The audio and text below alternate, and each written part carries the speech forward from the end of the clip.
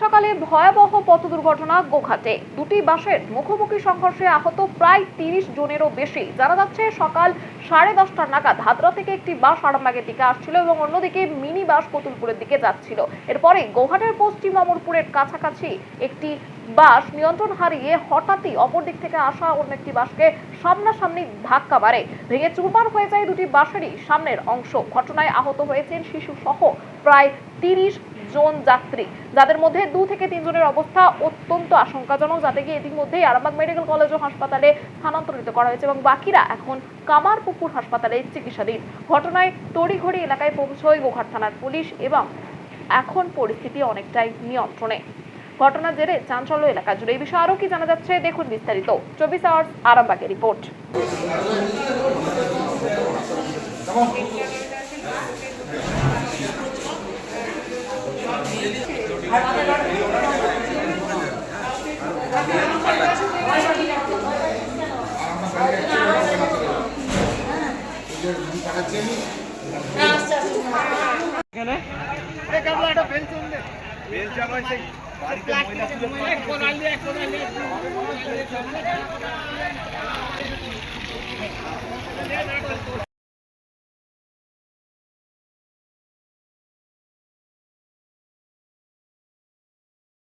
সেই মুহূর্তে এই দিক থেকে ওই আরামবাগ থেকে গোলগোল একটা বাস আসছিল বিপরীতমটা, আর ওই দিক থেকে বাস আসছিল মুখোমুখি সংঘর্ষ।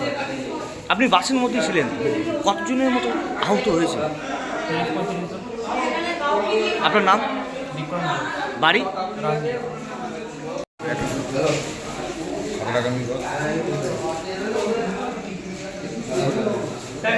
অমরপুরের দিকে দুটো বাস বিপরীতমুখী, একটা নেগেটিভ দিকে যাচ্ছে, একটা জয়রামবাগ থেকে আসছে।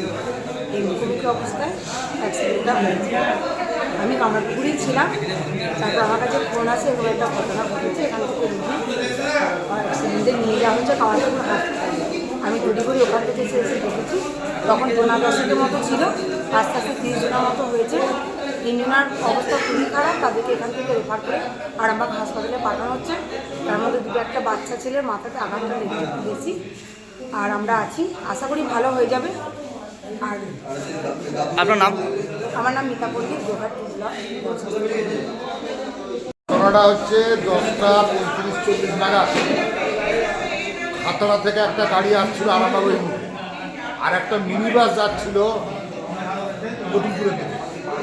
ঠিক অমরপুর যে কালী মন্দির আর ক্লাবের গায়েতে মাঝামাঝি জায়গাতে ওখানে ড্রেনের কাজ হচ্ছিল, তা সত্ত্বেও জায়গায় যথেষ্ট ছিল, কিন্তু ওই হাতড়াগামী গাড়িটা হঠাৎ বাঁদিক থেকে একবারে চেপে টান দিল, ফলে দুটো গাড়ি একবারে মুখোমুখি সংঘর্ষ হয়ে গেছে। প্রায় 25-30 জন আহত হয়েছে। ওখানে আমরা সবাই মিলে গ্রামের মেম্বার, জনস্বাস্থ্য কর্মাধ্যক্ষ প্রথম থেকেই আছেন, আমি স্পটে ছিলাম, সমস্ত রোগীকে হাসপাতালে ট্রান্সফার করে দিয়েছি এবং কিছু রোগীকে আরামবাগ ওনারা ট্রান্সফার করছেন। তাদের অবস্থা একটু ক্রিটিক্যাল, আঘাতটা খুব জোর লেগেছে। কজনকে আরামবাগে রেফার করেছে? আরামবাগ 3 জনকে আপাতত ট্রান্সফার করছে, বাকি এখানে বেশ কিছু প্রাথমিক ট্রিটমেন্টের পর ছেড়ে দেওয়া হয়েছে।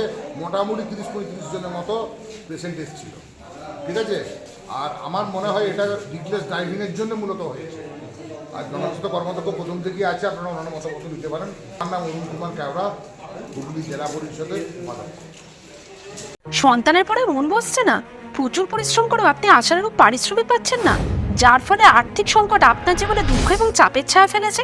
দিনার ভারে জর্জরিত স্বামী স্ত্রীর মধ্যে প্রতিনিয়ত ভুল বোঝাবুঝি বেড়েই চলেছে। নতুন বাড়ি কিনেছেন, কিন্তু সেই স্বপ্নের বাড়িটা যেন আরও দুর্ভোগ নিয়ে এসছে আপনার জীবনে। আপনি ভাবছেন সস্তায় পাওয়া বাড়িটা নেওয়াটাই কি সঠিক সিদ্ধান্ত ছিল?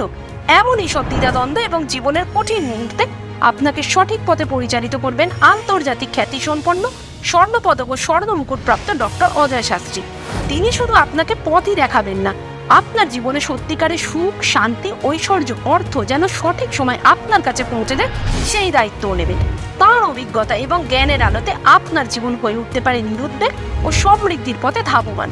তাই আর দেরি নয়, স্ক্রিনে দেওয়া নাম্বারে এখনই ফোন করে ডক্টর অজয় শাস্ত্রীর সাথে যোগাযোগ করুন। কে জানেন, হয়তো একটিমাত্র ফোনই আপনার জীবনকে বদলে দিতে পারে।